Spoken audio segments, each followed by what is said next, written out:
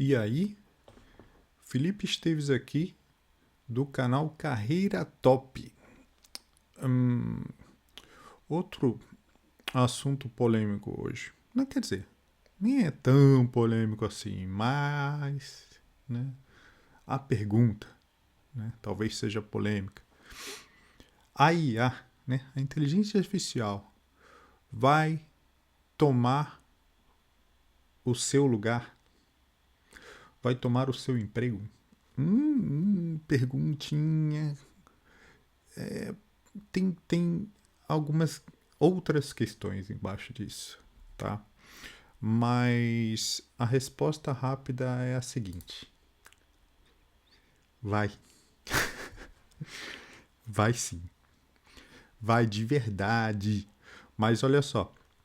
Tá, mas isso daí é motivo de ficar desesperado. Ah, vou largar a área de TI, vou fazer outra coisa. Na verdade, é o contrário. Eu acho melhor você ficar na área de TI. E eu vou provar aqui agora no próximo slide que a IA vai substituir o seu emprego muito facilmente. Né? É um vídeo bem interessante. Eu vou ver se, eu não sei se vai sair o áudio aí, mas eu vou dar play aqui e aí a gente vê como é que fica.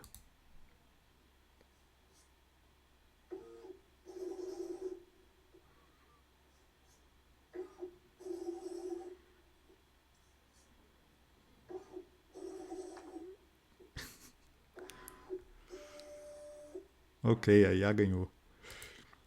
Então, pessoal, percebam, né? Uma tarefa simples, a IA, ela é capaz de executar essa tarefa simples, mas alguma coisa saiu errado aqui que ela conseguiu ganhar de uma forma que não era prevista, né? Então, o que é IA, né? O que é IA de verdade? Né? O que é a IA? Bom, a inteligência artificial, algumas pessoas chamam de burrice artificial. Os estudos sobre inteligência artificial começaram já tem muito tempo, lá em 1950. E desde então, tudo em volta da inteligência artificial foi se desenvolvendo, foi sendo aprimorado. E agora em 2022, 2023, que a IA generativa, né, como a gente diz, eu vou passar um pouquinho por ela aqui. A IA generativa, ela ganhou um espaço forte na mídia, né? A IA ela já é desenvolvida há muito tempo, mas agora ela está nos holofotes, né? Tem muita empresa investindo dinheiro nisso. Então a evolução acaba se tornando acelerada, né? E o mercado ele se enlouquece um pouco com isso, né? Tudo tem IA agora, tudo se fala de IA e a IA tá por todos os lados. Na verdade, ela sempre esteve, só que não tinha um hype tão grande de se falar sobre isso. Né? Então, no final das contas, o que é inteligência artificial? Né? Falando no nível computacional. Né? Nada mais são do que algoritmos. Tá? E dentro dessa classificação de inteligência artificial, a gente tem o que a gente chama de IA estreita ou fraca e IA geral, que a gente chama de forte daí. E toda essa IA que a gente está vendo aí, a gente considera ela uma IA estreita, ou seja, fraca. Tá? A IA geral, ela já seria um nível mais avançado, que ela chegaria ao ponto de quase autoconsciência. É muito dessas IAs geralmente que a gente vê em filme, né, que você conversa com a IA e a IA aprende com a conversa que você está tendo. Ela não somente te transmite conteúdo, né? Cria informação para você, que é o que a IA generativa faz. Ela gera, ela aprende contigo também. Né? Então, a IA estreita, ela, que é essa IA que a gente vê aqui, hoje em dia, ela é baseada em dados. Né? Você faz um treinamento com dados e essa IA a gente diz que esse algoritmo adquiriu uma determinada inteligência para resolver um problema. Né? Então, o que tem na IA? O que é uma IA?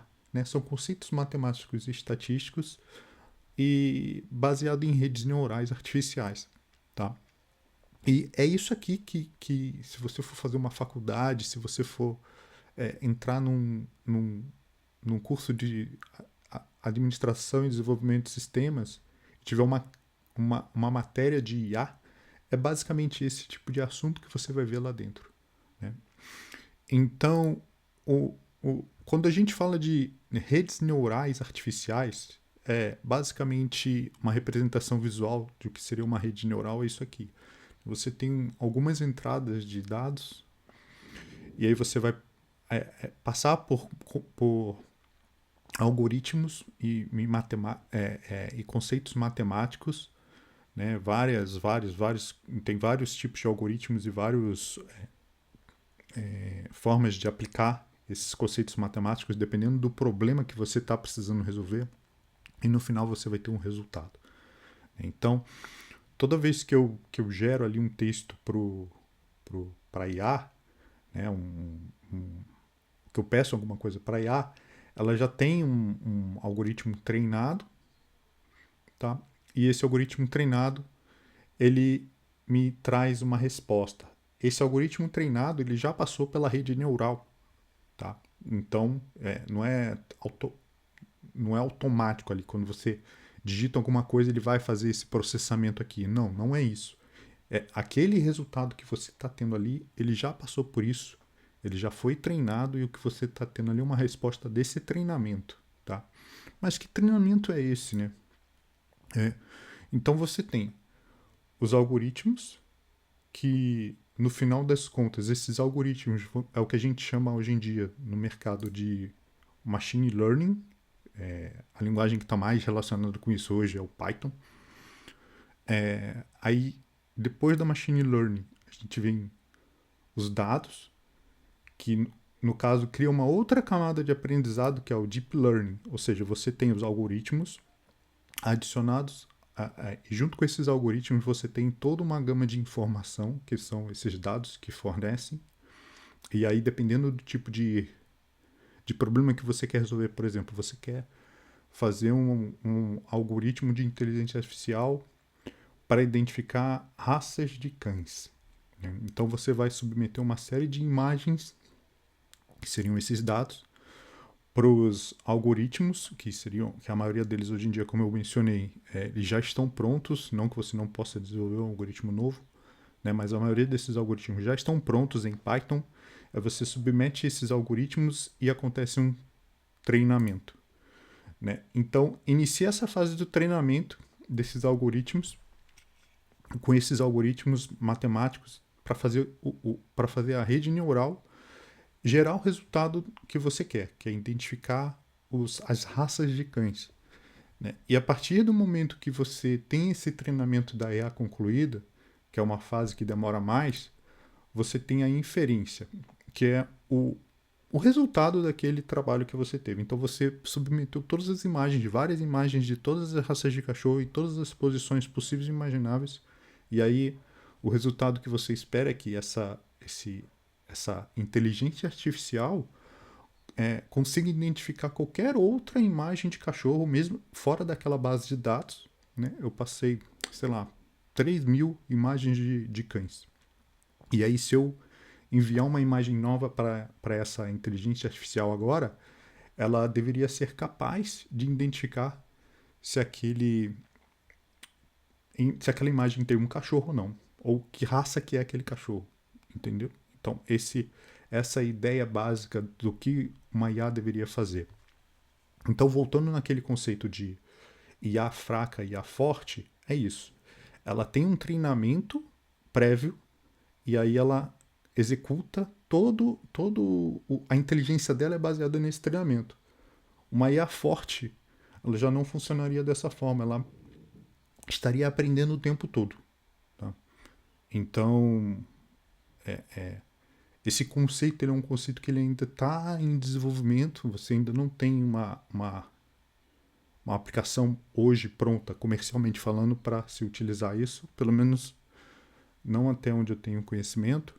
Mesmo o ChatGPT e o Gemini da Google, que são as queridinhas do mercado hoje em dia, elas são inteligência artificial fracas.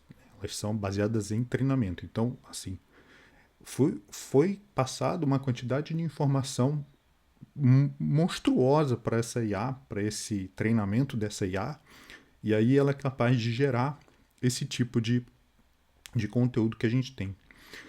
E a IA generativa, né, que é o exemplo do ChatGPT, ela é isso, ela é depois do Deep Learning. Então eu inseri os dados, eu fiz o treinamento e aí eu tenho um resultado. E a IA generativa, esse tipo de inteligência artificial específico, né, ela é focada nisso, em gerar coisas baseado num determinado treinamento que ela foi, digamos assim, programada para fazer. Tá? E a generativa hoje, o que a gente consegue fazer com ela? O que a gente consegue fazer ali no chat GPT, no Midjourney, no Gemini, né? Tem trocentas milhões de produtos que usam inteligência artificial generativa hoje em dia, né? Mas o principal uso é esse, né? Criar conteúdos novos, automatizar atividades repetitivas, analisar dados históricos, né? Você passa ali uma quantidade de uma planilha do Excel, por exemplo, ele consegue você faz uma pergunta para ele e ele consegue te dar uma resposta baseada nos dados que estão naquela planilha, por exemplo, sintetizar dados, resumir texto, né? Muito usado também, otimizar a saída de dados da mesma forma, coletar, armazenar, processar uma grande quantidade de informação, né? Isso daí, a IA, ela vem nesse sentido muito forte, né? Porque ela consegue. Um dos grandes objetivos da inteligência artificial é justamente conseguir executar tarefas numa velocidade que o ser humano muitas vezes vai demorar minutos ou horas para executar. Então, a partir do momento que eu reconheço uma tarefa que eu sei que vamos dizer, que eu repita diariamente, eu consigo automatizar essa tarefa, eu posso passar essa tarefa para uma IA resolver para mim. Né? Eu tiro essa tarefa da minha responsabilidade e vou fazer alguma outra tarefa que seja mais, precise mais criatividade, ou precise de algum nível a mais, um nível mais humano para resolver. Né? Então, o que a IA generativa vai fazer para a gente? Ela vai pegar alguma informação que existe e vai criar algo novo, né? E aí isso gera um monte de crítica, né? Tem muita gente na área de imagem e cinema que está batendo muito nisso, porque o que é esse treinamento, né? Nada mais é do que todo o conhecimento que já foi gerado até hoje, de coisas que a gente já sabe, e que agora a IA gera pra gente. Então a IA, ela meio que está copiando o conteúdo que já existe, ou seja, ela não está sendo totalmente autoral, mas ao mesmo tempo ela não está sendo plagiada. É difícil determinar, né, o que a IA de fato está fazendo. Só que, comercialmente falando, isso está gerando algum bafafá, né? Que o exemplo do gatinho dançando, né? Tipo, uma personificação de uma pessoa, né? Com os, o rosto do gato, a pata do gato e tal. E seria possível fazer sem IA? Sim. Quantas horas eu ia gastar para fazer isso aqui? Não sei, eu gastaria muito mais, mas talvez um profissional da área de 3D fizesse isso aqui talvez em um dia. É bastante, né? A IA consegue fazer isso em alguns segundos. Então, né, existe uma certa vantagem em utilizar a IA para gerar resultados rápidos né, se esse resultado vai ser satisfatório ou não. Daí vai de quem está fazendo essa produção, né? E então, né, a IA vai me substituir? Sim, vai, eu já te respondi isso, né? A resposta não vai ser diferente. Mas talvez quando, né? Quando essa IA vai substituir? Ou vai nos substituir? Não tem uma resposta para essa pergunta. Quando? Mas algumas profissões vão ser substituídas antes, algumas já estão sendo substituídas, outras vão demorar mais, tá? E isso vai depender do tipo de problema que aquela profissão ou que aquele profissional está se predispondo a solucionar. Tá? Então, assim, nesse gráfico aqui, que eu realmente não me lembro de onde é que quem originou esse gráfico, mas ele é baseado justamente naquela história do qual tipo de problema que você está tentando resolver. Eu vi esse gráfico num vídeo que eu assisti recentemente. Eu vou deixar ele compartilhado nos comentários. Nos comentários não, na descrição do vídeo, para caso alguém queira ir lá assistir o vídeo na hora que eu peguei esse gráfico aqui, que eu achei ele bem interessante. Tá? Mas basicamente é o seguinte: quanto mais empatia uma determinada tarefa, um determinado trabalho exigir, menos IA ela vai ter. Quanto menos empatia, mais fácil de substituir, digamos assim. E, da mesma forma, quanto mais aquela tarefa puder ser automatizada, mais fácil de inserir IA. E quanto mais eu precisar de criatividade, mais difícil. Tá? Então, a relação aqui fica mais ou menos assim. Onde eu preciso de menos empatia e mais otimização, eu vou ter muita IA no processo. Onde eu precisar de mais empatia, mas ainda assim eu tiver ali uma quantidade razoável de otimização, conseguir identificar uma quantidade razoável de otimização, vai ter um humano ali para fazer uma análise daquela informação, mas ainda assim vai ter bastante IA. No outro quadrante aqui, onde eu precisar de menos empatia e alguma criatividade, aí eu vou ter ainda assim a IA e o humano, mas trabalhando de forma ali, vamos colocar de uma forma colaborativa. Né? Aqui a gente pode ver um pouco como é o chat GPT, por exemplo. Né? E no último quadrante ali, que é onde eu vou precisar de mais interação humana e um pouco menos de IA, mas predominantemente humano, é quando eu tiver muito mais, quando eu precisar de muito mais empatia, muita criatividade. Essa parte, a IA aqui, ela vai estar presente, mas muito mais como um coadjuvante ali, uma ferramenta de auxílio, tá? E eu entendo assim, o desenvolvimento de software, ele está em todos esses quadrantes aqui. Tá? A área de tecnologia, ela pode estar... as atividades que envolvem tecnologia, elas estão presentes em todos esses quadrantes aqui. Então, quanto mais otimização e menos empatia, a IA vai tomar conta. Tá? E quanto mais empatia e mais criatividade, o ser humano vai continuar tomando conta. Até que surja uma IA forte aí que tome conta de tudo, mas eu imagino que isso ainda vai demorar alguns anos. Tá? E quais as profissões que vão ser afetadas primeiro? Assim, algumas já estão sendo afetadas, talvez aqui não no Brasil, mas em outras partes do mundo elas já estão sendo bem afetadas. Né? Motoristas, entregadores, telemarketing, operadores de caixa, indústria em geral, mercado financeiro, redatores, né? Se você hoje em dia quer escrever um texto, você basicamente, claro, dependendo da criatividade que você precisa colocar em cima desse texto, você vai que sim continuar precisando de redatores, mas talvez você não precise de tantos redatores quanto você precisava 10 anos atrás. E tradutores e professores também. Tá? Mesma coisa, os professores. Todos os professores vão ser substituídos? Não. Né? Vai tirar todos os professores da rede de ensino? Não. Isso vai ser gradual. Os melhores professores eles vão continuar trabalhando como professores, mas outros professores não mais, né? E então, assim, outras tarefas como tradutores não tem.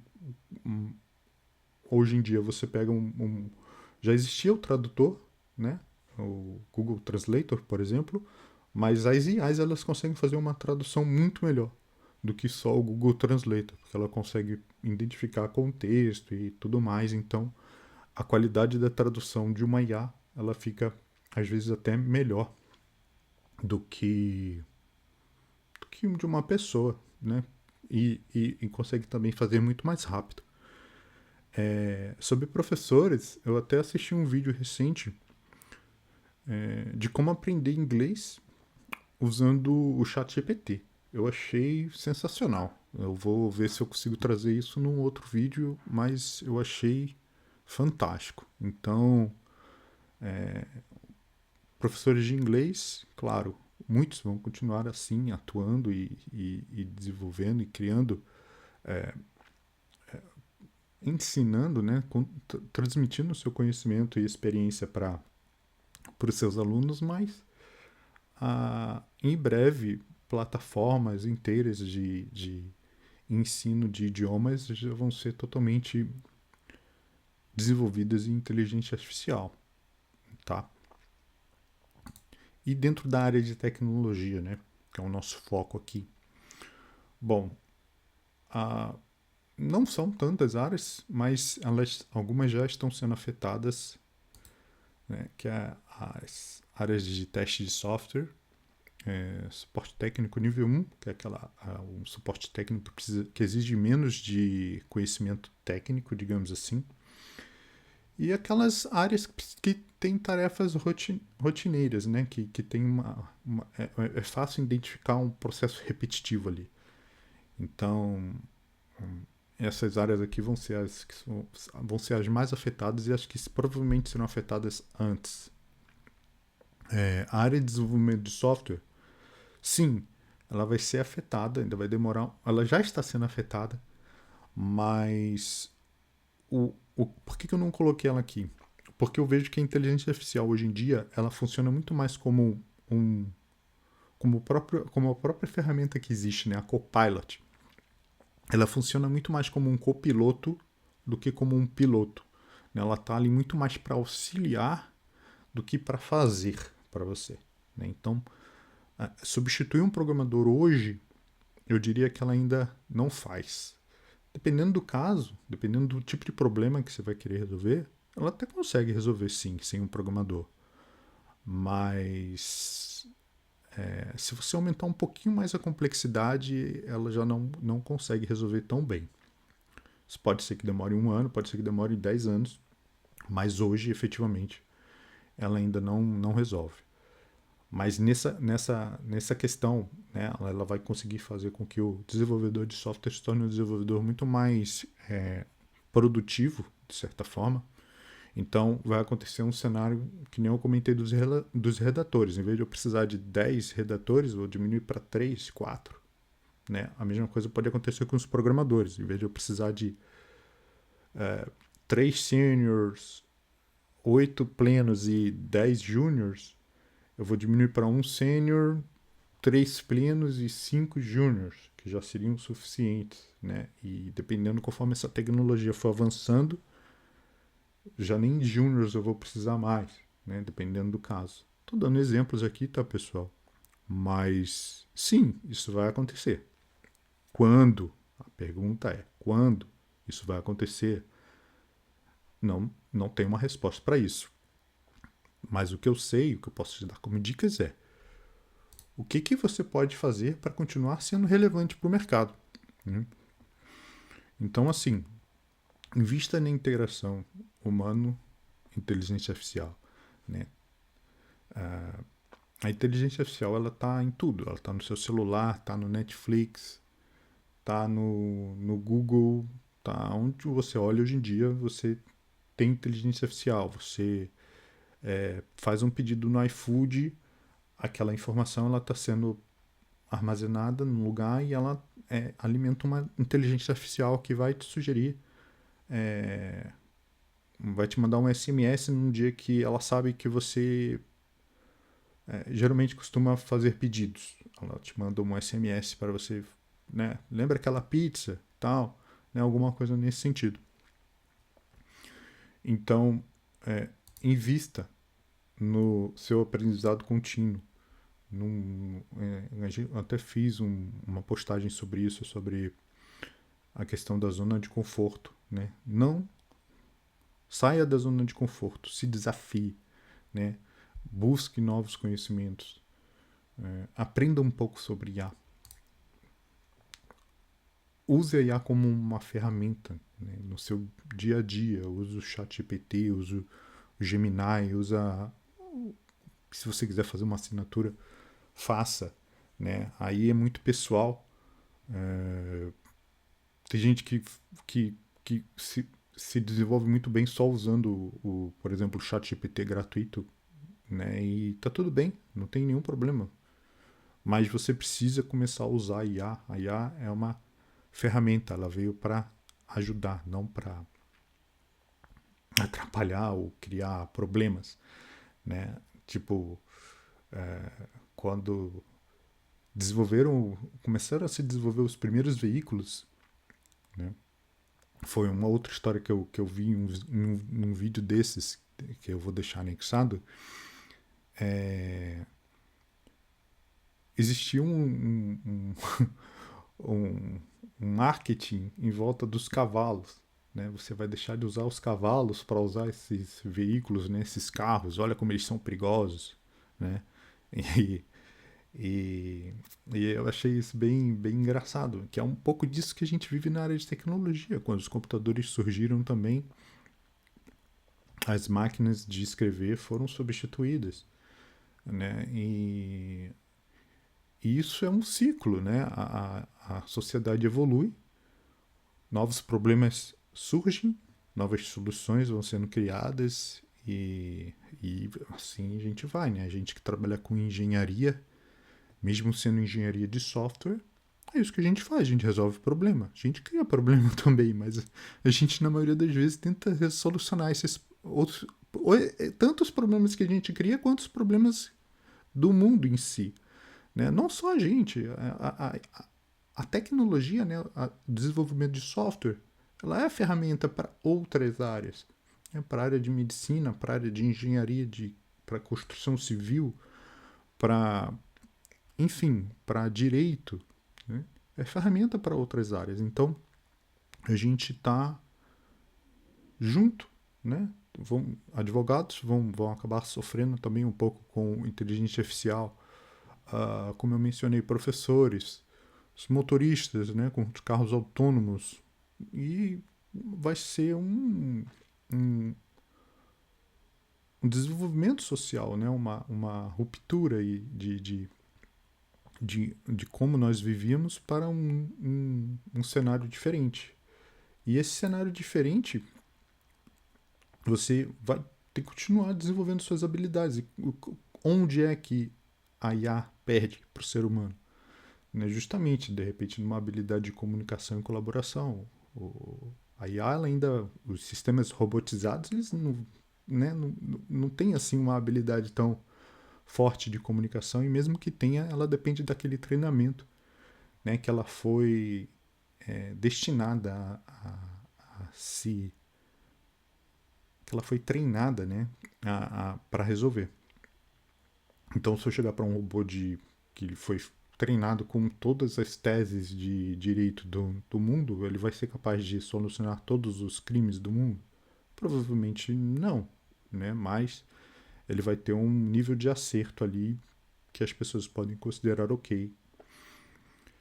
Mas aí você desenvolve as suas habilidades e fique à frente da IA, né? Não deixe a IA tomar o seu lugar.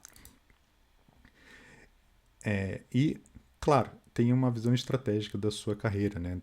Continue sempre se tudo aqui está envolvido, né? Continue sempre se desenvolvendo, continue buscando novos desafios para você entender para onde é que você pode ir, qual a direção que você pode seguir dentro desse mundo com IA, para você não ser substituído pela IA.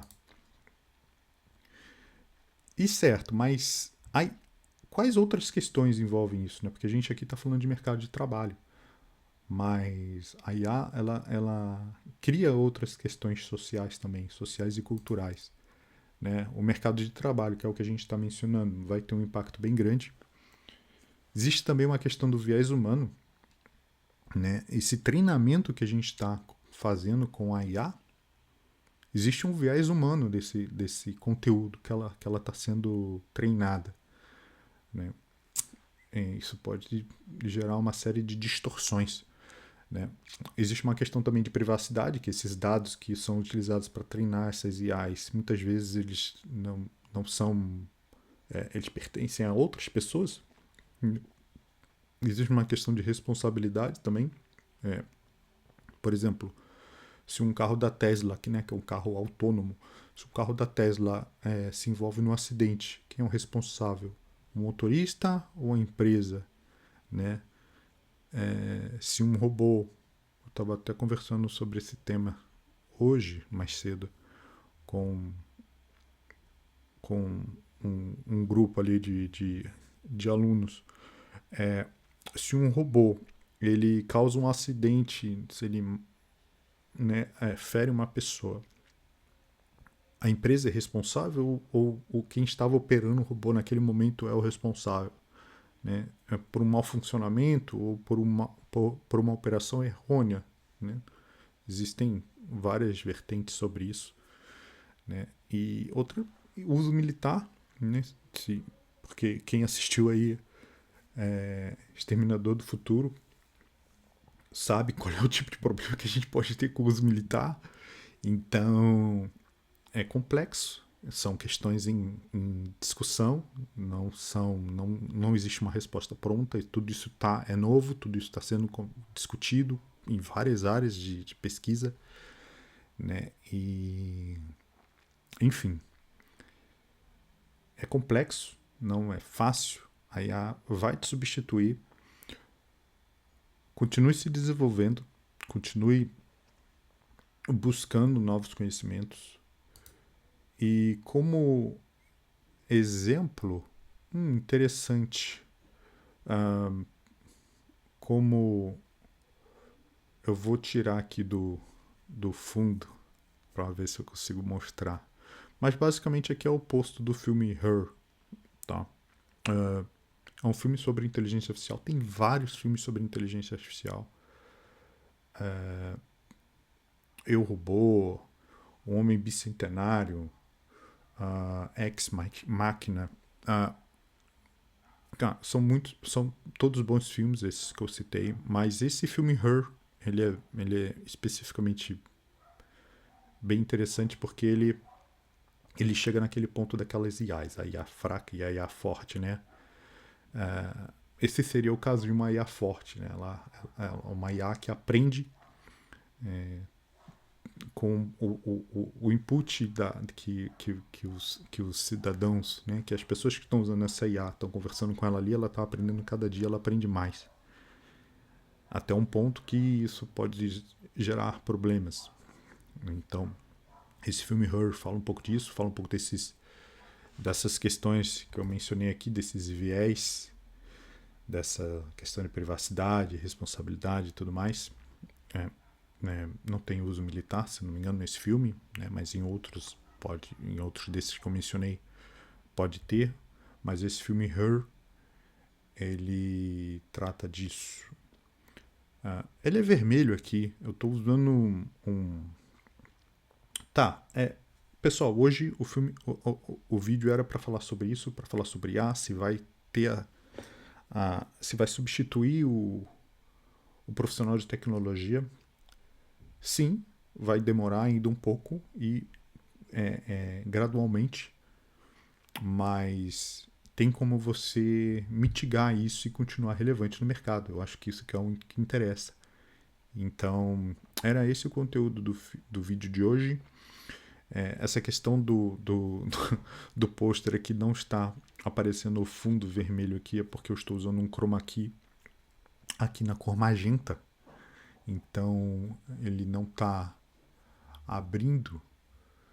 Deixa eu ver se eu coloco aqui. Her. Talvez vai continuar dando, mas deixa eu ver. Filme. Deixa eu ver se vai continuar.